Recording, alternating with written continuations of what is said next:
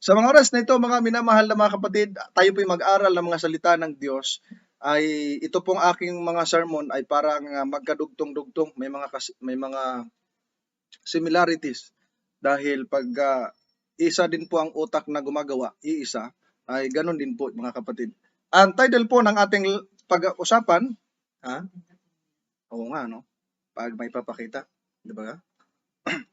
Sa sunod na lang, hindi natin ipapakita para hindi ninyo makita. Shape for a purpose, mga kapatid. Ang atin pong topic ngayon, shaped for a purpose. Ano ba Tagalog sa shape? Hinulma o hinugis. Ayan. Para sa isang layunin, mga minamahal na mga kapatid. Alright? Okay. So, sa atin pong pag-aaral ngayon, shape for a purpose, ang atin pong key-text ay matatagpuan sa Job chapter 10, verse 8. Mayroon tayong ganitong mababasa. Job, kapitulo 10, versikulo 8. Ang wika dito, mga minamahal na mga kapatid, ay ganito. Your hands shaped me and made me. Ayan, napakaganda mga kapatid. Let us pray po. Tayo po muna manalangin bago tayo magpatuloy. Dakilan naming Diyos na makapangyarihan sa lahat sa mga oras na ito, kami po muli lumalapit sa inyo. Humihingi po kami ng gabay, humihingi po kami ng patnubay samantalang kami mag-aaral ng inyong mga salita. At amin po matutunan kung gaano kahalaga yung inyong paglikha sa amin at anong purpose ng inyong paglikha sa amin, dakilang Diyos. Patnubayan kami ng banal na Espiritu, maging blessing sa amin po mga taga-subaybay sa pangalan ng aming mahal na Panginoong Hesus. Amen. Ano nangyari? Huwag na lang siguro ito.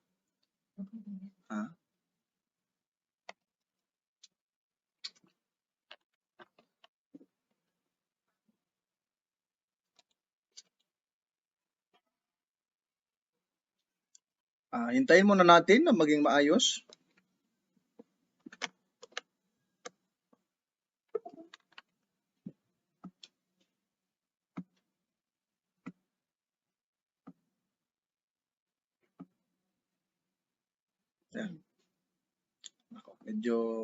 Ayan, no?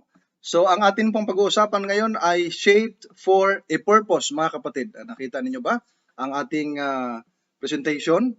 At kanina ang ating binanggit na atin pong key text ay matatagpuan sa Job chapter 10 verse 8. Your hands shaped me and made me. Ayan. Ang iyong mga kamay ang humugi sa akin at ang gumawa sa akin, mga minamahal na mga kapatid, no? Alright. Okay.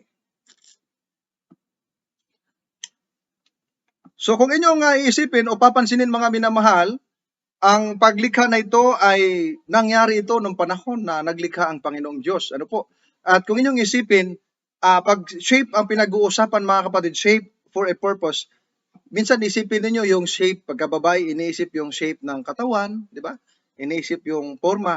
At alam niyo ba yung mga babae, masyado silang tawag nito, conscious pagdating sa kanilang katawan. Gusto nila lagi silang sexy, mga kapatid. Gusto nila laging maporma ang kanilang katawan, mga kapatid. Paano kung ang iyong shape ganito? Nakita nyo ba ang shape? Hindi pa. Alright, dito natin ilagay sa kabila. Ayan, no? Paano, mga kapatid, kung ang shape mo ay hindi Coca-Cola, kundi ay parang beer na beer? Mga kapatid, ha? At wala naman tayong pinatatamaan, no? Kung paano lang, no? Kung ganon, kayo ba ay maglilingkod pa rin sa Panginoon? Kayo ba ay patuloy pa rin na makikisangkot sa kanya pong banal na gawain, mga kapatid? Ayan, no? Ayan. Okay? Kayo ba ay patuloy pa rin na maglilingkod sa ating Panginoon? Kung ang iyong shape ay ganito, mga minamahal, kita niyo yung shape. Meron bang shape na ganyan? Aba, kaganda ng shape na yan, pati hita ay merong shape, no? O di kaya ganyan, mga kapatid.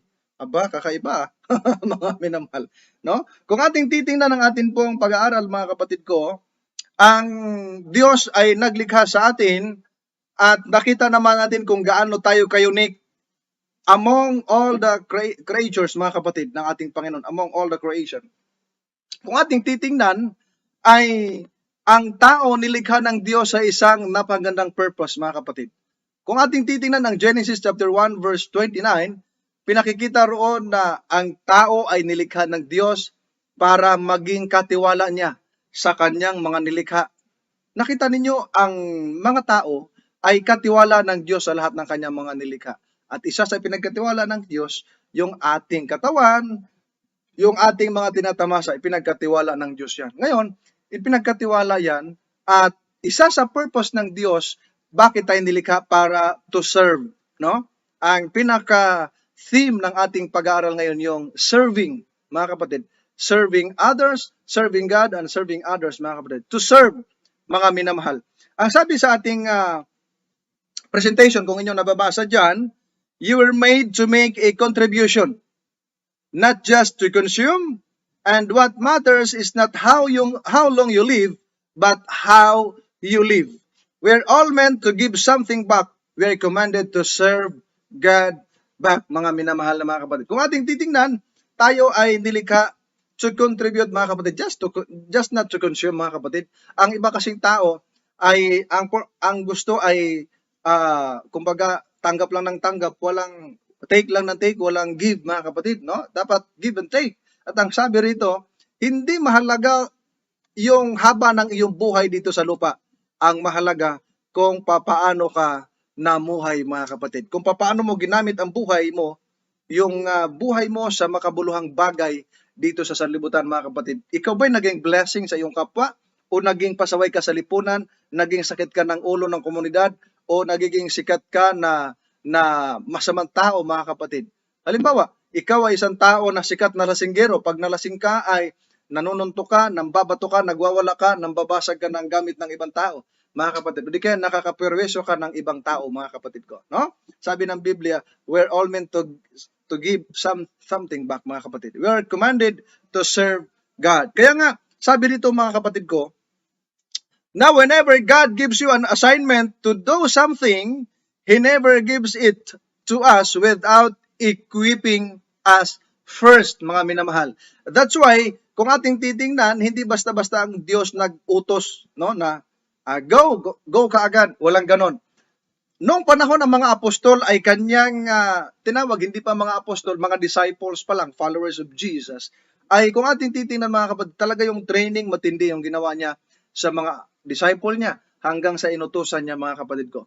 Hindi tayo basta-basta bibigyan ng assignment ng Diyos hanggat hindi niya tayo ini-equip, mga kapatid. Hinuhubog muna tayo, no? Hinuhubog muna tayo para tayo maging prepare, para tayo maging handa sa isang napakagandang gawain, mga kapatid, no? Shape, doon tayo sa shape, mga minamahal. Shape. Ang shape na ito, mga minamahal na mga kapatid, ay kulang ng D. Ayan. God uses 5 things to shape you.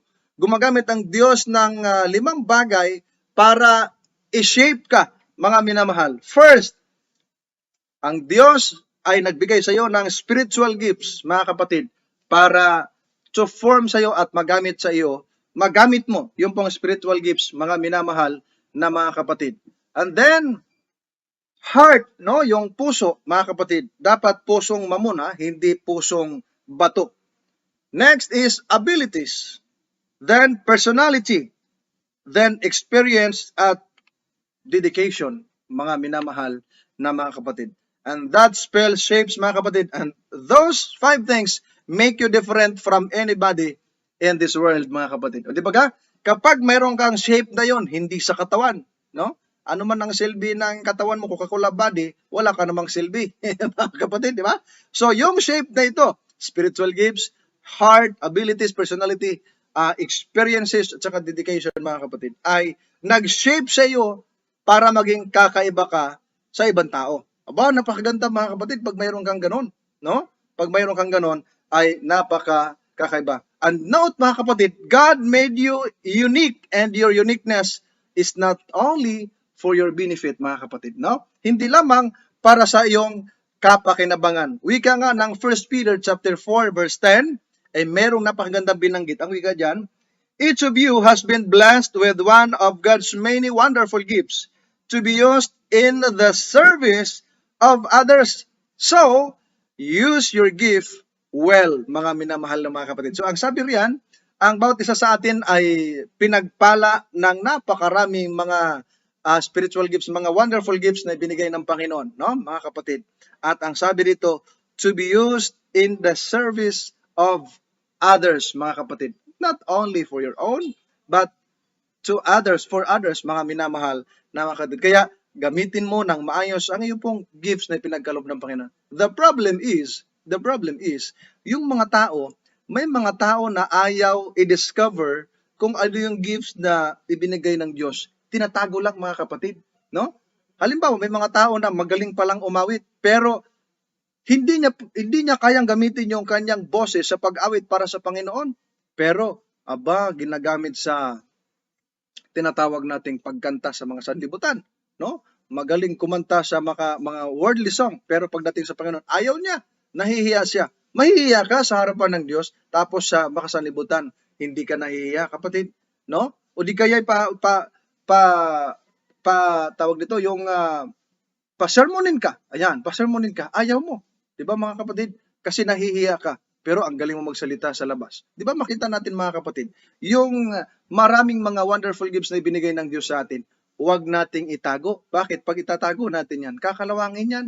Mawawala yan, mga kapatid. 'Di ba ga? Merong magaling maggitara. Ayaw naman tumugtog sa simbahan. Pero magaling tumugtog ng mga tawag niya, mga Hotel California, kung ano yung mga when the smoke is going down. Ayan, mga kapatid.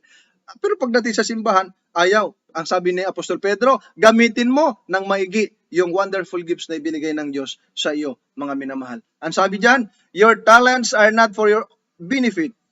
God gave you gifts and talents and abilities and background and experiences and all these things for the benefit of other people to be used by serving others, mga kapatid. Magamit ito sa pamagitan ng paglilingkod. Alam nyo ba, malaking part yung pong mga gifts na ibinigay ng Diyos sa tao para magdala ng kaluluwa sa kanyang paanan, mga minamahal. No? Halimbawa, yung singing. Kapag ikaw ay lingkod ng Diyos, magaling ka umawit, nangaharana kayo ng mga nasa labas, nangaharana kayo ng mga tao, at inaawitan ninyo yung iyong pinagpipray mo, mabibless yung tao. Ma-amaze sila, napakaganda ng relihiyon ninyo. Magaling umawit, sintonado nga lang yung iba. Kapatid, no? Bakit? Kasi hindi patuloy na ginagamit. At ang sabi rito, it is not for your benefit. Binigay ng Diyos ito para magbenepisyo ang ibang tao, para magamit sa paglilingkod sa kapwa. Ang problema, ayaw maglingkod, tamad, iniisip lang yung sarili, mga minamahal na mga kapatid. Yung paglilingkod sa kapwa, ang tawag doon, mga kapatid, ministry. No? Ang tawag doon, ministry, mga minamahal na mga kapatid. Ministry simply means using my shape to help and to serve somebody else in the name of the Lord. O nakita ninyo, anong kahulugan ng ministry? Napakasimpleng kahulugan, mga kapatid, na kung saan using na tuloy, using my shape to help and to serve somebody else in the name of the Lord. O nakita natin, mga kapatid, and that's ministry, mga kapatid ko. Ginagamit ng Diyos para maglingkod, para maging blessing sa kapwa. Kung hindi ka blessing, curse ka. Malaking saklap yun, mga minamahal na mga kapatid ko, no? Halimbawa, yung Facebook mo, dito tayo sa Facebook. Alam nyo ba, ay billions of people ngayon ay gumagamit ng Facebook, gumagamit ng Instagram, gumagamit ng, ano pa yung mga tawag na iba? Facebook, Instagram, ano pa mga ginagamit yan? Ay ginagamit, nakikita ninyo kung anong mga magpo-post ng mga hugot, no? Hugot. Magpo-post ng mga problema, magpo-post ng mga kung ano-ano mga pinagpo-post. Pag nag-away, pinagpo-post. Pag may kaalitan, ipino-post. Tapos, gusto mo, i-mention kita, hindi lang kita i-mention dahil ganito. Pwedeng gamitin sa para magparinig, mga kapatid. Ang tanong, blessing ba sa mga friends mo sa Facebook yon? Pag nabasa nila, nagparinig na naman si sister, sino naman kaya pinaringgan nito? Hindi maganda. Mag-iisip ng hindi maganda yung kapwa, mga kapatid. Pero pagka ilagay mo doon, mga inspiring messages, mga salita ng Panginoon, mga Bible verse, maging blessing. So, nakalagay doon, no? Nakalagay doon, remember the Sabbath day. Maganda. Ang problema, kung nilagay mo doon yung chiririt na TikTok, Aba, mga kapatid, kahit Sabado, nagtitiktok pa rin yung chiririt-chiririt mo doon sa video. Blessing ba yun, mga kapatid? At tingnan ninyo, mga kapatid, tingnan ninyo. I-compare mo yung views ng mensahe ng Panginoon at yung views ng TikTok, mas marami sa TikTok, mga kapatid. Kita nyo? Mas marami. Bakit? Kasi yung mga babae magsusuot ng maiiksing short, tapos nakikita na yung mga mountain province, Mount Mayon, nakikita, naka-spaghetti, tapos maggiling-giling, mga kapatid. Ang masaklap kung Adventista ang gumaganon. Mga kapatid, yun ang masaklap. Huwag nawa mangyari sa mga Seventh-day Adventist. Walang ganon, mga kapatid. Walang ganon. At maganda ang Facebook mo, ang iyong mga Instagram, ano pa ba yung mga ginagamit na iba, maging blessing, mga kapatid. Ang problema, ang ipopost, yung magpapasexy, blessing ba yun, mga kapatid? Tingnan ninyo, i-compare mo yung post ng Bible verse tsaka yung picture mo na sexy, i-compare mo yung reaction, mas maraming reaction sa sexy. Di ba nakalagay, wow, ang ganda, wow, ang sexy, wow, ganito, ang daming wow, sana all, mga kapatid. O i-check mo yung sa Bible verse, like lang, tapos amen, thumbs up, wala na, mga kapatid. Kita ninyo, hindi ang ministry. Mahalaga gamitin ang mga tinatawag nating mga media, mga kapatid, no? Sa yung Facebook, yung mga nasa internet, pwedeng gamitin yun, mga kapatid, para mag-share ka ng mga salita ng Diyos sapagkat mas mapadali, mas malawak, mas malayo ang napaabutan. Kung ganun ang ginagawa, mga kapatid, natutuwa ako sa mga top fan ng GMM. Pag nakikita ko yung kanilang mga tinatawag nating timeline, aba, mga salita ng Diyos ang ipinopost, mga kapatid. Mga inspiring messages. Ang problema, pag chine-check ko, wala masyadong reaction. Pero maraming friends. Kita ninyo, mga kapatid, wala masyadong reaction. Kahit sa timeline ko minsan, no? Pag tinitingnan, wala masyadong reaction, mga kapatid. Pero pagka magpo-post ng picture, nakalagay, sweet, ito ganyan. Couple, ganyan. Kung ano-ano mga pinag-comment, pero sa mga salita ng bibihira, mga kapatid ko. Nakita ninyo, napakalaki ng kaibahan, mga minamahal na mga kapatid ko. And then, pagka iniisip natin, mga minamahal na mga kapatid, na siguro yung pag-share ng gospel, para lang naman yan sa mga pastors, para lang naman yan sa mga elders, mga diakono, mga kapatid, mga layman, mga evangelist, para lang naman yan sa kanila. Tayo, makikinig lang tayo, no, mga kapatid, dahil mga babae tayo, mahihina tayo. May kilala nga ako, mas malakas pa yung asawa, yung babae kaysa lalaki, no? Nagkumbati pa nga mga kapatid, no? Sabi dito sa atin pong pinag-aaralan, mga kapatid, all women are ministers. All men are ministers. All little kids, all old people, if we're believers, we are all called to serve Jesus Christ, mga kapatid. Alam nyo ba sa rooftop, marami nang matatanda, mga kapatid, at mga widow na, no? Pero nung hindi pa nag-lockdown, mga kapatid, napakasipag sa gawain, no? Hindi pala excuse yung pagiging babae para hindi ka magamit sa gawain. Huwag kayo magpapaniwala doon sa ibang relihiyon na yung babae manahimik lang. Dapat ginawa na lang silang pipi ng Panginoon. Anong purpose para may bibig? Para magsalita. Bakit manahimik? Mga kapatid, manahimik lang, walang kibo. Di ba ang purpose ng bibig para magsalita? No? Para magsalita. Kaya ang sabi dito, all women are ministers. Lahat tayo mga ministro ng Diyos, mga tagapagdala ng balita. Bata ka man, babae ka man, matanda ka man, ay meron ka pa rin part sa gawain ng Panginoon. At we are called, ang sabi dito, to serve Jesus Christ, mga kapatid. And your shape, mga kapatid, determines your ministry, but your attitude determines your maturity, mga minamahal. Ano ang sabi dyan? Your shape determines your ministry, mga minamahal. No? Paano mo ginamit yon? And your attitude determines your maturity. No? Yun ang problema, mga minamahal. May mga tao na may edad na, hindi pa rin mature sa pananampalataya. Bakit? Kasi hindi naman nakafocus sa gawain. Hindi naman nakafocus ng salita ng Diyos. Ilan sa atin ngayon, mga minamahal na mga kapatid, ilan sa atin ngayon ang laging nagbabasa ng Biblia? Ha? Ilan sa atin ngayon ang laging nagpe-pray, meron siyang personal devotion sa Panginoon? Ha? Ilan sa atin ngayon, mga minamahal na mga kapatid, ang laging meron siyang tinatawag nating sariling pakikipag-usap sa Diyos, yung family worship, yung personal devotion, yung laging pagbabasa ng Biblia?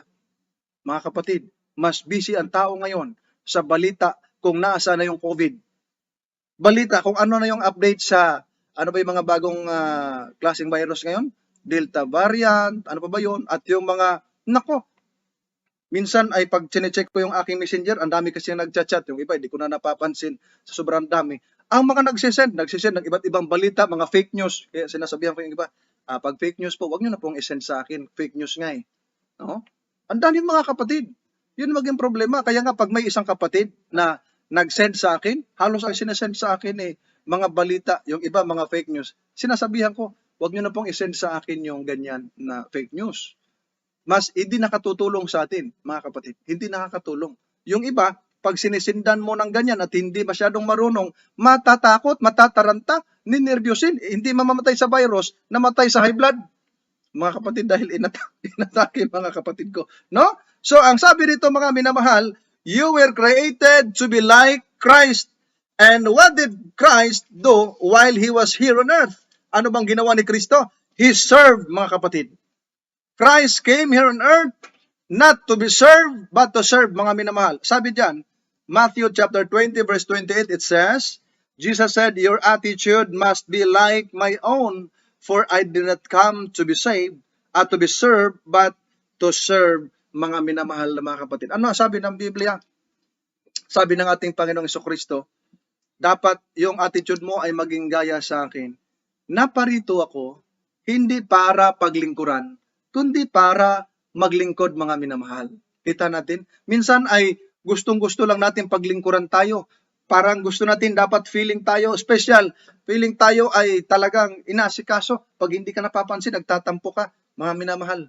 Diba? Gusto mo, lagi kang na-recognize. Pag may naiambag ka sa church, pag may naitutulong ka sa gawain, dapat ma-recognize ka. Pag hindi ka ma-recognize, magtatampo ka. Hindi yan ang kahulugan ng ministry, mga kapatid. Hindi yan ang kahulugan ng ministry. Sabi dito, you are created in Christ-like, mga kapatid. To be like Christ, mga kapatid. At ang sabi diyan, dapat maglingkod ka. Hindi yung lagi ka lang naghihintay para ikay paglingkuran. Ngayon, mga minamahal na mga kapatid, I would like to share with you 3 things to serve the Lord. 3 things to serve the Lord, mga kapatid ko. No? Number 1, serving like Jesus means being available. The Bible says, Proverbs 3:28, never tell your neighbors to wait until tomorrow if you can help them now, mga kapatid. Ano ang sabi diyan? Ang paglilingkod gaya ng ating Panginoong Jesucristo ay pagiging available mo sa iyong sarili. At ang sabi ng Proverbs 3:28, huwag mong sabihin sa kapwa mo na maghintay ka hanggang bukas kung kaya mo naman tumulong ngayon. Gaya ng binanggit ko ng aking sermon ng mga nakaraan, mga kapatid. Nagmamadali ka papuntang simbahan dahil late ka na sa divine worship. May nadaanan ka ngayon ng kailangan ng tulong mo. Sasabihin mo, mamaya na lang pag-uwi ko sa hapon, tutulungan kita. Patay na yung tutulungan mo, mga minamahal. Yun ang maging problema. Meron ang kailangan ng tulong sa'yo. Walang makain, emergency. Sasabihin mo, bukas na lang. Nagpapahinga na ako. Mga kapatid, you are not making yourself available. Sabi ng Biblia, serving like Jesus means being available, mga kapatid. Sa panahon ngayon, available ka ba na tumulong, maglingkod in any ways, mga kapatid? Sa iba't ibang kaparaanan, are you available to help others, to serve others, mga minamahal? And that's a very direct question at makasasagot lamang ikaw sa iyong sarili, mga kapatid. Ito'y napakagandang tanong. Are you available to serve others in any ways, mga kapatid? Sa iba't ibang kaparaanan, available ka ba? Alam nyo ba, meron 3 common barriers that keep us from being available. And I would like to share with you, itong 3 common barriers na kung saan ay nagpapalayo sa atin para maging available tayo. Number 1, yung tinatawag nating self-centeredness. The Bible says, forget yourselves or yourself long enough to lend a helping hand, mga minamahal na mga kapatid. Number one na kung saan barrier that keeps us from being available, mga kapatid, is self-centeredness. If you are just focused on your own, mga kapatid, ang focus mo sa sarili mo lang, yourself, mga kapatid, kung ano yung ikabubuti lang sa'yo, yun lang iniisip mo, that is a barrier of being available to serve others, mga minamahal. Yun ang napakasaklap, mga kapatid. Self-centeredness, self-exaltation. Sarili mo lang ang iniisip mo. Tinataas mo rin ang sarili mo. Wala kang pakialam sa iba. I don't care about them. Ano man mangyari sa kanila, mamatay sila, mamatay. Magutom sila, magutom. Bahala sila. Basta ako, okay ako, maganda yung kalagayan ko, marami akong pagkain, marami akong mga vitamins, marami akong pera, marami akong ganito. Mga minamahal, isang malaking hadlang yan para maging available ka to serve others, mga kapatid. Sabi ng Pilipos, di ba? Natin binasa kanina, mga kapatid, pag malasakitin ninyo ang inyong kapakanan ng iba at hindi lamang ang sa inyong sarili. O nakita ninyo, huwag sanang mag-iisip ang isang tao ng sarili lamang niyang kapakanan, kundi kapakanan din ng iba. Yun ang nais sa atin, mga minamahal. Minsan iniisip lamang natin yung ating sarili, di natin iniisip ang iba, mga kapatid. Di ba ga? Hindi iniisip natin ang iba. Meron kaya silang makain? Meron kaya silang, natutulog kaya sila ngayon na may laman ang tiyan, mga kapatid? Natutulog kaya na sila ngayon na mayroon silang nakakain, mayroon silang naidadamit, mga kapatid? Di ba? Mga minamahal, self-centeredness, isa sa common barriers para tayo hindi maging available sa paglilingkod. Pangalawa, mga minamahal, perfectionism. This is wanting everything to be perfect, mga kapatid. You say to yourself, when it's all just right, when things settle down, then I'll serve, mga minamahal. Yon ang malaking problema, mga minamahal na mga kapatid. Okay? Bakit? Sapagkat gusto mo maging perfect muna. Dapat muna maging ganito bago maglingkod. Di ba, mga minamahal na mga kapatid? Marami tayong mga alibay, marami tayong mga tinatawag nating rason para hindi makapaglingkod sa ating mahal na Panginoon, mga minamahal na mga kapatid. So kung ating makita, kung ating titingnan, mga kapatid ko, hindi siya way odd lang para tayo, mga minamahal na mga kapatid, hindi makapaglingkod sa atin pong mga kapatid, sa ating kapwa, mga minamahal ko na mga kapatid. No? Bakit? Sapagkat, ang sabi rito, Ecclesiastes chapter 11 verse 4, if you wait for perfect conditions, you will never get anything undone. Ayan, kung ating titingnan, mga minamahal na mga kapatid ko, if you wait, no, sabi diyan, if you wait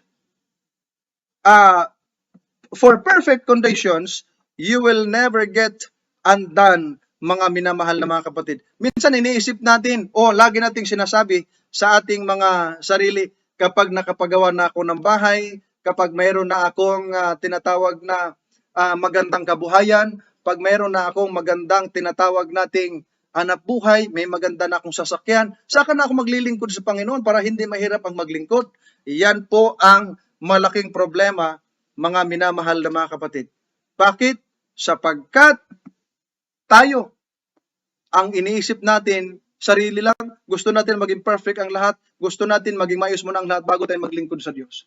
Naalala ko tuloy, mga minamahal na mga kapatid, noong pong ang nag-crusade ako sa isang lugar, mga minamahal, ay noong magpabautismo na o noong mag-apil na, ang dami mga kapatid gusto magpabautismo. Kinabukasan ng umaga, mga minamahal na mga kapatid, ay meron pong nagtanong, mga minamahal, at ang tanong, kayo ba ay ready na at willing nang magpabautismo? Alam nyo, mga kapatid, umatras itong mga taong ito. Umatras. Bakit umatras? Ang sabi nila, saka na lamang po kami magsisimba, saka na lamang po kami maglilingkod kapag may simbahan na. May church building na, mga kapatid. Sapagkat pinasok namin yung lugar na yon na walang Adventista, malayo sa tinatawag nating bayan, mga kapatid ko. Bundok. Ang lugar na yon ay bundukan, mga minamahal na mga kapatid. No? Kaya kung ating titingnan mga minamahal na mga kapatid, don't wait. Don't wait mga kapatid na maging perfect ang lahat bago tayo maglingkod sa ating Panginoon. Hindi yon mga kapatid. Hindi yon ang way, hindi yon ang paraan para tayo maglingkod sa ating Panginoon. Kailan ba yun natin gagawin? No? Paano pag namatay ka ngayon? Hindi ka mo lang naging blessing sa iba. Hindi mo lang naipasakop ang buhay mo sa Panginoon. Di ba mga kapatid? No? Marami tayong mga darling sins, mga nakasabit sa ating mga tagalira sa ating likod para maging hadlang para hindi tayo makapaglingkod mga minamahal. No? Then, letter C, mga kapatid. Yung tinatawag nating materialism, mga kapatid ko. Ito'y nagpapalayo sa atin sa ating paglilingkod sa ating Panginoon. Sabi rito, materialism is the third barrier that keeps us from being available to serve. Jesus said, no servant can serve two masters. You cannot, mga minamahal na mga kapatid. So dito pinakikita, pag isang tao ay materialistic, kailangan niya munang maging mayaman bago siya maglingkod sa Panginoon, mga kapatid. No? Ito'y malaking problema mga kapatid ko. Alam niyo yung salitang materialism, ang sabi rito, it is a tendency to consider material possessions and physical comfort as important than spiritual values. Kita ninyo, mas mahalaga kaysa spiritual mga kapatid ko. Materialism mga kapatid, materialistic. Kaya nga, ang isang taong materialistic ay nagbibigay ng tawag nito, ng rason para hindi siya makapaglingkod sa Diyos. Di ba mga kapatid, subukan nyo ngayon mag-alok ng mga taong makinig ng mga salita ng Diyos. Bibihira, lagi sinasabi, busy ako, meron akong negosyo. Di ba mga kapatid? Pag mag-Adventista ko, hindi ko na mabuksan ang aking malaking business pag Sabado. Di ba mga kapatid? Yun ang maging problema. Samantalang, ang Diyos ang nagbigay ng blessing na yon sa Kanya. Di ba mga kapatid? Kasi nakalimutan natin ang purpose natin, bakit tayo nilikha ng Diyos, mga kapatid. Hindi tayo nilikha ng Diyos para lamang magliwaliw sa sanlibutan ito. We are created, mga kapatid, to serve God and to serve others, mga minamahal. Okay? Kaya ang sabi rito, ito po ay tendency to consider material possessions. Kino-consider niya muna yun, dapat ganito muna bago ako maglingkod. Yun ay malaking bagay para hindi ka available sa paglilingkod. Pangalawa, mga kapatid, una, ang Christ-like servant is being available. Pangalawa, real servants, mga kapatid, Christ-like servants. Ang totoong lingkod ng Diyos ay lingkod na kung saan kagaya ng ating Panginoong Hesukristo. Bakit kagaya ng ating Panginoong Hesukristo? Alam niyo mga kapatid, noong ang ating Panginoon ay nagsalita sa Juan 10:17, ang sabi niya, ako ay narito para ibigay ko ang aking buhay at kunin ko itong muli. Kita ninyo, He volunteered Himself, no? To die for our sins, mga kapatid, in order for us to live, mga kapatid. Ganun ang ating Panginoong Hesukristo. Kaya, ang tunay na lingkod ay lingkod na kagaya ng ating Panginoong Hesukristo. Meron tinatawag na willingness, mga kapatid. You are willing to serve anyone, anywhere, at anyway, mga kapatid, sa iba't ibang kaparaanan. Meron kang dedication, mga kapatid. Hindi pa kitang tao na paglilingkod, mga kapatid. Meron kang sincerity, mga kapatid. At higit sa lahat, meron kang constant relationship with the Father like our Lord Jesus Christ. Alam niyo ba ang ating Panginoong Hesukristo, nung nandito pa siya sa lupa, siya yung every time na may ministry, maya't maya, lagi siyang nananalangin. Dumadapa, nagpapatira pa, tumitingala, lagi siyang tumatawag sa Ama. Bakit? Kasi pinakikita niya, siya yung ating best example kung paano magkaroon ng closer relationship sa ating Ama, mga kapatid. Kaya nga, nung nagturo ang ating Panginoong Hesukristo na manalangin, ang sabi niya, pray like this manner. Manalangin kayo ng gaya nito. Ama namin. Bakit sabi ng ating Panginoong Hesukristo, Ama namin? Yun ang turo niya. Sapagkat ito'y itinuturo na tayo'y kanyang mga anak at nagbibigay ito ng closer relationship sa ating Ama sa langit, mga minamahal. So ang best example natin sa tunay na paglilingkod, walang iba kundi ang ating Panginoong Hesukristo. Ayon sa 1 Peter chapter 2 verse 21, it says, for to this you have been called because Christ also suffered for you, leaving you an example so that you may follow in His steps, mga kapatid. So nakita natin, mga minamahal ko na mga kapatid, ang ating Panginoong Jesucristo ay nag-suffer for us.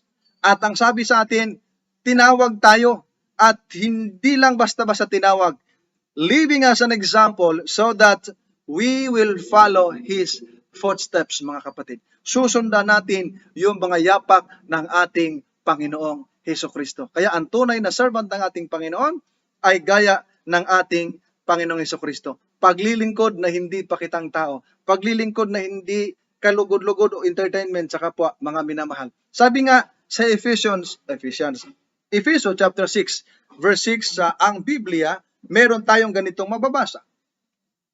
Hindi ang paglilingkod sa paningin na gaya ng pagbibigay lugod sa mga tao, kundi gaya ng mga alipin ni Kristo na ginagawa ang kalooban ng Diyos mula sa puso.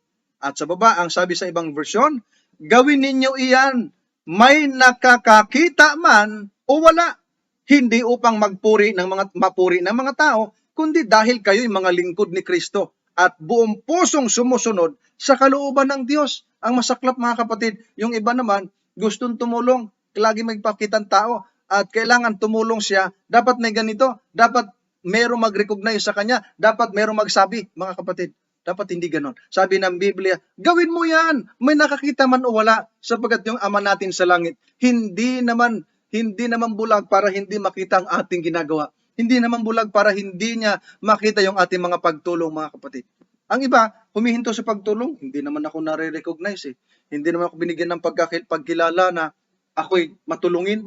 Aba, masaklap yan, mga kapatid. Sabi ni Apostol Pablo, huwag tayo magsawan, tumulong, gumawa ng mabuti sa ating kapwa, lalo sa ating mga kapatid sa iglesia. Sapagkat darating ang panahon, aanihin natin kung hindi tayo magsasawa, mga minamahal na mga kapatid. Kung hindi tayo susuko, mga kapatid ko. Kaya nga, habang may panahon pa, gawin natin ang nararapat bilang mga lingkod ng ating Panginoon. May nakakita man o wala, ang ating paglilingkod dapat hindi nakabase doon, kundi nakabase ayon sa prinsipyo ng ating mahal na Panginoon. Sabi ng Biblia, dapat hindi nagbibigay lugod sa tao, mga kapatid. Kaya nga, meron akong nagustuhan, sino ba yung isang politiko na nagsabi, hindi kailangan, mga minamahal, na pagka may na-donate ka, may napagawa kang proyekto, ilalagay yung pangalan, donated by ganito. Hindi daw dapat ganon. Bakit? Kasi hindi yung paglilingkod, hindi naman pagbibigay lugod na, ay, ang daming proyekto ni ano. Hindi ganon, mga kapatid, sapagkat nakakataho ang puso ng tao ang Diyos, mga minamahal. Okay? Natataho yan, nababatid ng Diyos. Kaya tayo, mga lingkod ng ating Panginoon, hindi kailangan ganon, mga minamahal na mga kapatid. And then, number 3, no, before we end, no, bago mag-alas 11:30, tapos na tayo. Serving like Jesus also means being grateful, mga minamahal. No? Serving like Jesus also means being grateful. Are you grateful enough, mga kapatid, dahil sa iyong tinatamasa taglay ngayon sa kabila ng ating naranasan, mga kapatid ko? Psalms 100 verse 2, ang sabi diyan, serve the Lord with gladness. You can talk to Him anytime, anywhere, in any circumstances, but not in any manner, mga minamahal na mga kapatid. Dapat maglingkod tayo sa Diyos na may kagalakan. Bakit? Sapagkat ang ating Panginoon naman, gumawa sa atin ng una, umibig sa atin ng una, kaya umibig din tayo sa Kanya at maglingkod tayo na may kagalakan. Meron pong galak sa ating puso. Ibig sabihin, maglilingkod tayo na walang kapalit, maglilingkod tayo na voluntary, mga kapatid. Maglilingkod tayo sa ating Panginoon na masaya tayo. Hindi na napipilitan lang tayo, mahirap yun. Mga kapatid, napipilitan tayo, mahirap yun. Dapat voluntary, mga kapatid. At huwag nating kalimutang magpasalamat sa Panginoon sapagkat nilikha tayo kakaiba sa lahat ng nilikha ng Panginoon. Psalms 139 verse 14, ganito ang ating mababasa. Bakit to ang nabanggit ko dyan? Sabi riyan, ako'y magpapasalamat sa iyo sapagkat ang pagkagawa sa akin ay kakilakilabot at kamangha-mangha. Ang iyong mga gawa ay kahanga-hanga at iyon ay nalalamang mabuti ng aking kaluluwa. Ayan, kung nakita ninyo, mga minamahal na mga kapatid, sabi dito sa talatang ito, ako'y nagpapasalamat sa iyo. Bakit tayo nagpapasalamat? Sapagkat you are fearfully and wonderfully made.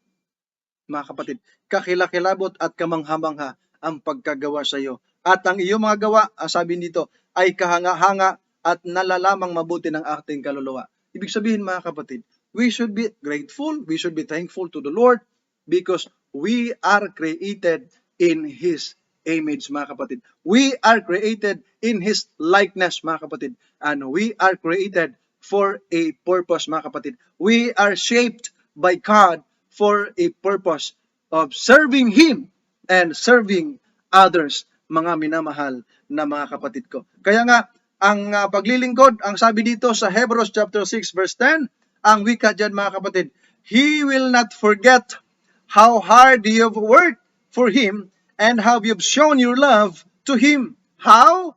By caring for other Christians, mga minamahal na mga kapatid. Ang sabi ng Biblia, hindi naman ang Diyos masama na nakalimutan niya, mga kapatid, ang ating mga gawa at ang pag-ibig na yaong ipinakita sa kanyang pangalan sa inyong paglilingkod sa mga banal, gaya ng inyong ginagawa ngayon. Ang sabi, by caring for other Christians. Ang tanong, nagmamalasakit ka ba talaga sa iyong kapwa? Ha? Nagmamalasakit ka ba talaga sa iyong kapatid sa pananampalataya? Sa iyong kapatid sa laman? Mga kapatid, o are you just focused on your own, mga kapatid? Nag-focus ka lang sa iyong sarili. Sabi ng Biblia, yung iyong pagpapagal, yung iyong paglilingkod, yung paggawa mo ng mabuti, mga kapatid. Sabi ng Biblia, hindi yan kalilimutan ng Diyos, mga kapatid. Ang totoo niyan, naka-record yan doon sa tinatawag nating Book of Remembrance. Tatawagin yung pangalan mo, mayroong mga napakagandang record. Wow! Mga minamahal na mga kapatid. Hindi naman kinakalimutan ng Diyos ang ating mga gawa. Sabi pa nga ng Biblia, lagi niyang inaalala. Kaya huwag nating kalimutan, mga minamahal, na patuloy na maglingkod sa atin. At lagi nating tatandaan, kapag tayo tapat, naglilingkod sa Diyos at sa ating kapwa, pakinggan ninyo ang sabi rito. Matthew chapter 25 verse 21, ang wika dyan ay ganito. Well done, good and faithful servant. You have been faithful with a few things, so I will put you in charge of many things. Then, come and share your master's happiness. Mga minamahal. Aba, napakaganda. Magaling, ang sabi doon. Magaling. Isa kang mabuti at tapat na lingkod o alipin. At dahil naging matapat ka sa kaunting pinagkatiwala sa iyo, ipamamahala ko sa iyo ang mas malaki pang halaga. Halika't makibahagi sa aking kaligayahan. Aba, napakaganda. If you are invited into the Lord's happiness, into the Master's happiness, mga kapatid, napakaganda pagka aanyayahan ka, come and share your Master's happiness. Bakit? Sapagkat ikaw ay naging tapat, naging mabuting lingkod ng ating Panginoon. Ipinagkatiwala sa iyo ang napakagandang bagay na maliit lang, napagkatiwalaan ka sa malaki. Ganon din, sabi ng Biblia, come, share your master's happiness. Napakagandang invitation. What a beautiful invitation kapag maririnig sa natin sa ating Panginoon. Halika, no? Makibahagi ka sa aking kaligayahan. Natutuwa ang Panginoon kapag ikaw ay natutuwang maglilingkod sa ating kapwa at sa Diyos. Walang kapalit, hindi nakalulugod, hindi ka nagsasawa hanggat nakatutulong ka. Bakit? Kasi tayo mga minamahal, we are created, we are made, and we are shaped to serve, mga minamahal. At gusto natin, at nais natin, na pagdating ng ating Panginoon, sasabihin sa atin, well done, good and faithful servant, mga minamahal na mga kapatid. Napakagandang mensahe na ito, na sa pagdating ng ating mahal na Panginoon, ay sasabihin niya sa iyo, mabuti at tapat na alipin. Di ba napakaganda mga kapatid? At iimbitahan, aanyayahan tayo ng Panginoon, mga minamahal, sa Kanya pong kasiyahan. Nawa ang mensahe po ng atin pong napakinggan sa mga oras nito, magbibigay sa atin ng inspirasyon na ang tunay na paglilingkod ay paglilingkod gaya na nagbigay sa atin ng halimbawa ang ating Panginoong Hesukristo, mga minamahal na mga kapatid. Ang tunay na paglilingkod, mga kapatid, ay gaya ng ating Panginoon. Hindi nagsasawa, hindi, mga kapatid ko, nagbibigay lugod sa tao, kundi nagbibigay lugod sa Diyos, mga kapatid ko. Ang blessings natin pong tinatamasa i-share natin sa iba. Yung salvation na ating natamo ay i-share natin sa iba. Yung ebanghelyo ng ating Panginoon, i-share natin sa iba. Sa anumang paraan, magagawa natin kung gugustuhin natin. Pinagkatiwala ng Panginoon yung kanyang mission, yung kanyang ebanghelyo sa atin.